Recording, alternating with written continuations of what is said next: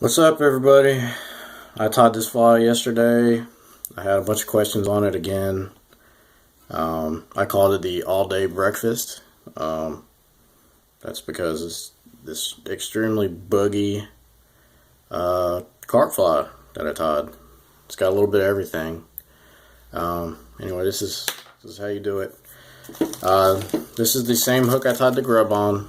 Ahrex hooks, curved gammers, size 8. I went ahead and tied a 4.6 millimeter, I believe, lead eye on here.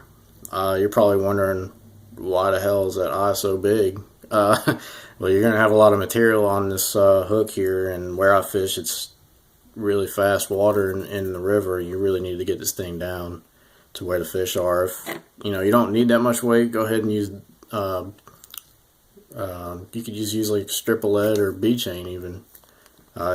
You got to be careful if you're changing hooks around. You really want to experiment with the weight on the top of the hook, flip the hook upside down. I've seen some guys with like this extremely heavy wire gauge hook, and like that's the smallest little bead chain you could possibly find. I'm like, dude, that's not going to flip in the water. I mean, there's absolutely no way. So always try that out. I mean,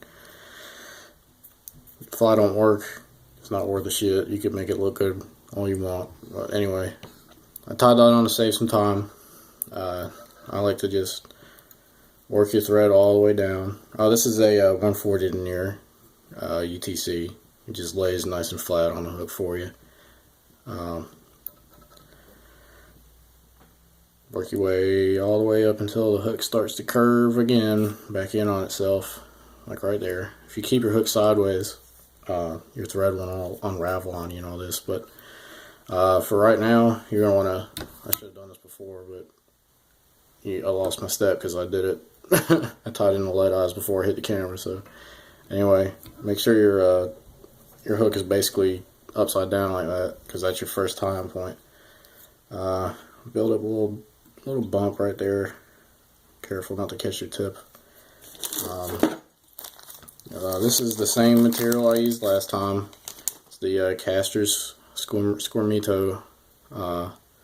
This is a fire orange color. You get this at castersonlineflyshop.com. Hairline is now distributing these, so they should pretty much be anywhere you look. This stuff's awesome, but I'm not talking about that anymore. Anyway, the same way you tie it in a grub, make a little tail, tie it in real loose, and advance your thread. Keep it nice and flat with your finger. Catch it, loose wrap, pull it tight on this end, cinch it down, and advance your thread. And keep repeating that process.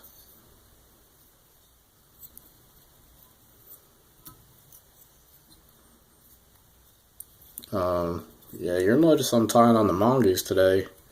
I just had it sitting here because I've been tying a bunch of smaller flies, and the Regal's really, really, really nice vise, but sometimes when you get into the smaller flies, the big game jaws kind of swallow that up. And it's just easier if you have a different vise, or you get the stainless jaws for the Regal. But I don't have that kind of money, so I got the big game and the old mongoose. Great vise, man, for the money. It's literally hard to beat at that price point.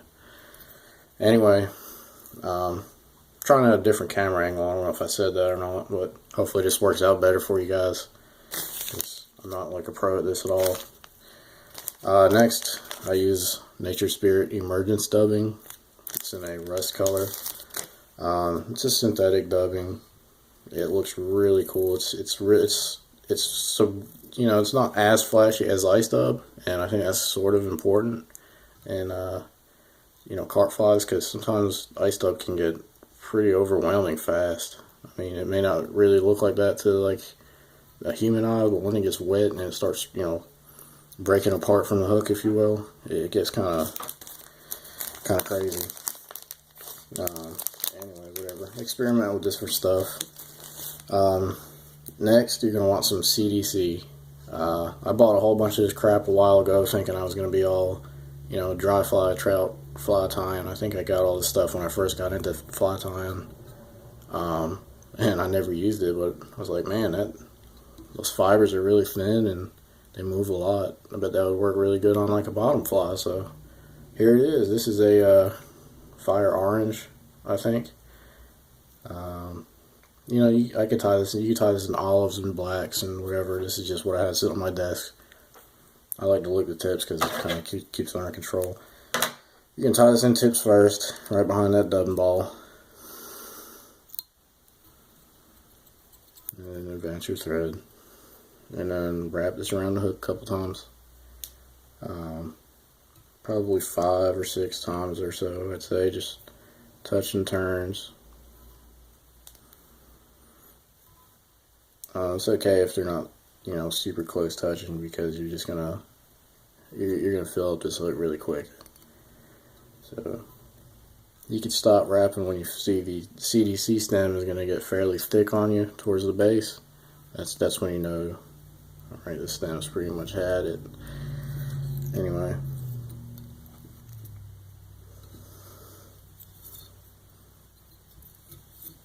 Catch that and wrap it off. Now, if you're not really familiar with carp flies, they're usually quick, dirty, cheap. I understand that. I like that idea, and I fish a lot of cheaper flies, but you know, I like tying fancy stuff. It's just fun, relaxing. I work all day. I worked 9.5 hours today, and I'm pretty much shot, so this is a good way of relaxing. No point in rushing through some stuff, you know. Anyway, now that's on there, you get some, this is all I have left. I need to get some more. I got this from Fly Fish Food. It's a Cock Dead Leon hen saddle hackle. This is a fire orange or rusty orange or some kind of orange. Oh. Anyway, get a nice little smaller one off. You don't want to peel all this little fluff off the bottom. You could use the fluff on here because it moves a lot. I just like the way the modeling looks on a regular feather. It looks really cool. Anyway, you don't want this tips first too, just like the CDC. So go ahead and prepare that. I like to cut the tips off, but leave like a little triangle right there for a tying spot. I'm sure if you're watching this video, you've seen that a million times. So just do that. Catch it tip first, brush the feather back, and wrap it around the hook. Now this rusty-ish orange, or whatever they want to call it, burnt orange maybe, it works really well with that fiery red. I mean, these feathers just blend together, especially when it's wet. Like when this fly is wet, you're not even going to be able to tell that there's 2 different feathers on here. It's just going to create like I don't know how to explain it, a really nice, like a halo around like this worm. And that's only one aspect of the fly. That's why I really like it. That's why I like flies that can be really anything. It's just, you know, streamers are cool because they obviously imitate a bait fish. You know, I love little carp bugs or whatever because they could be whatever you can imagine. I mean, there's so many different things. Anyway, now that that's there, I like to put down just a little hair more of this Emergence dubbing as like a prop right behind that. So build you a little ball and catch your hook. And that kind of keeps everything forward there. I like just use a little bit more. It's still not enough really. If I sound weird, I apologize. I've got like a cold or something. My girlfriend went to the doctor today for the same thing. Just, I don't know what's going on, but it kind of sucks. Anyway,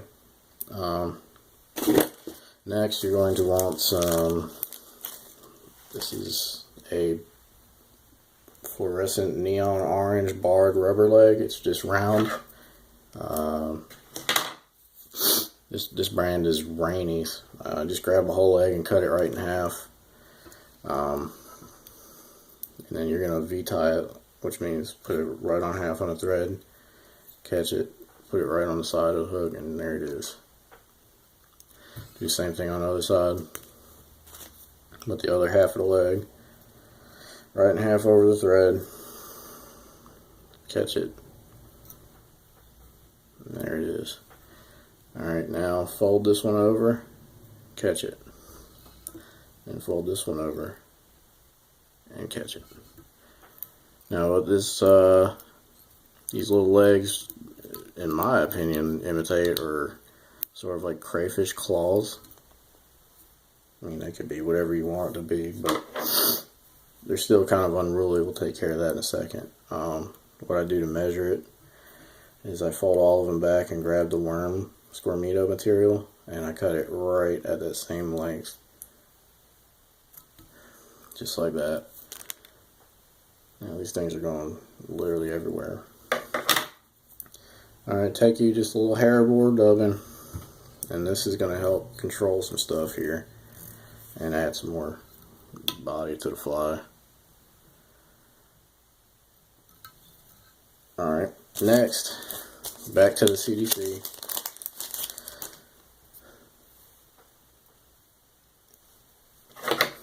Tip first.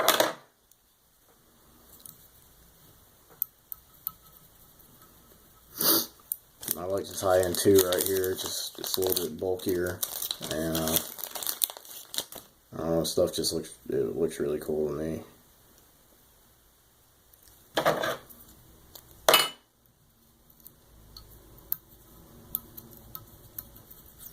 So grab both of them at the same time and just wrap it. You could use hackle pliers if you want. I just don't. Wrap it a couple times. It's alright if you think you're going to crowd behind the eye, because you're going to take care of that in just a second. Catch that twice. Man, I thought my thread broke. I don't know what that was. Alright, fluff all that out. Looking alright.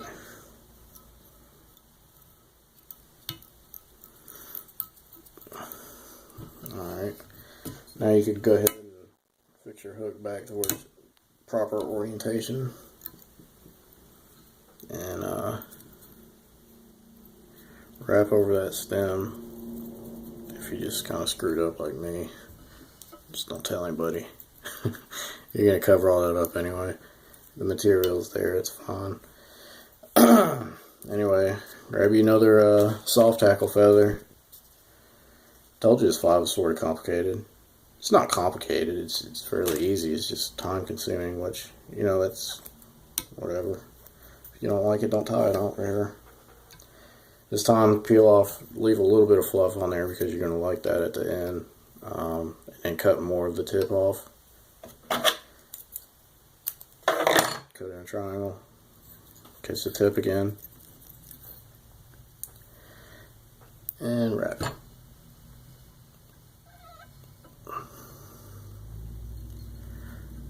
You know, it doesn't have to be super clean up here. I just kind of anal.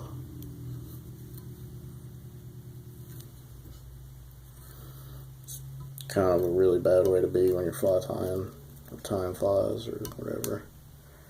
But whatever. Now you can sort of see how that fluffy piece of the feather looks. It looks really cool and buggy. So go ahead and catch that stem.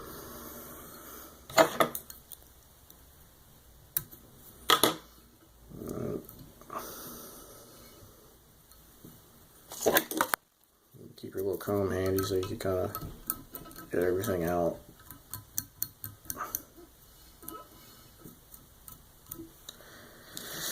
Alright, well that's a little bit messy, it'll be alright. It's just a little bug.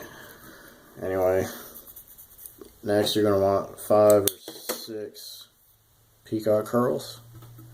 Let's go ahead and toss some of them in right behind the eye like that. This is going to be sort of a wing case type deal. I got this idea from Pat Cohen on his little Cartnado fly. This stuff looks really cool. I think the fish love it too. Create a little dubbing loop there. Ooh. Don't catch your feather. And advance your thread to the eye. Get your dubbing twister. Set that up. Now this is Hairline Wiggle Dub. This stuff's pretty cool.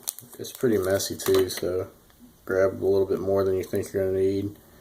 In your fingers, try to get all this nonsense facing the same direction. It's going to be difficult, but whatever.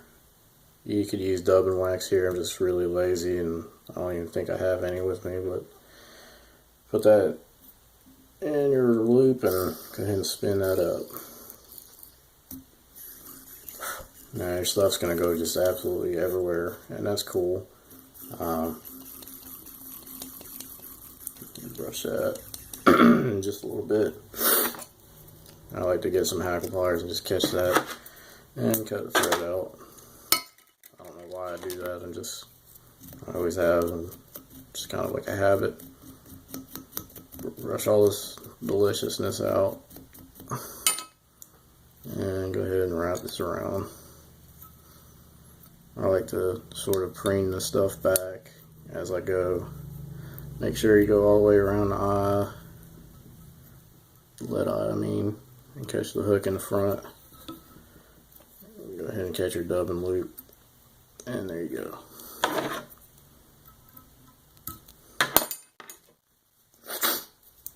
Go ahead and brush all the legs and stuff out. Super buggy. It's awesome. Really awesome. Alright, grab your wing case or your Peacock Hearl, or you could use some kind of synthetic skin or whatever. You could use virtual nymph skin here. That'd be kind of cool. I just really like the way this stuff has like natural sparkle. You can catch it right behind the eye of the hook. And there you go. It's nice and secured. If you want to keep these in an orderly fashion on your desk while you tie a bunch of these, get a potato chip clip, or if you fancy and own the expensive one, that's what I do. Unless you're going to use that, then you have to come with a different way. But go ahead and clean up around the eye. And you're basically done. I don't know where my whip finish tool is. There it is. You've got to see my desk, man. It's just a freaking war zone. I need to clean it this weekend. Drop 2 of them on there. But, you know, that's cool. I don't know why a lot of people are paranoid about head cements and UV resins and stuff with carp flies. I really don't. I can't tell you. I have no opinion. Mostly because I suck at fishing. I just like tying flies. Anyway, there you go. What I found is if you kind of preen all the stuff on the bottom out and you cut it flat with your scissors, just like that, right across the eye, it'll sit a lot better in the water. You have nothing underneath and distracting the lead eyes of where to go. Anyway, that's it, guys. Give it a try. Really buggy. Good luck.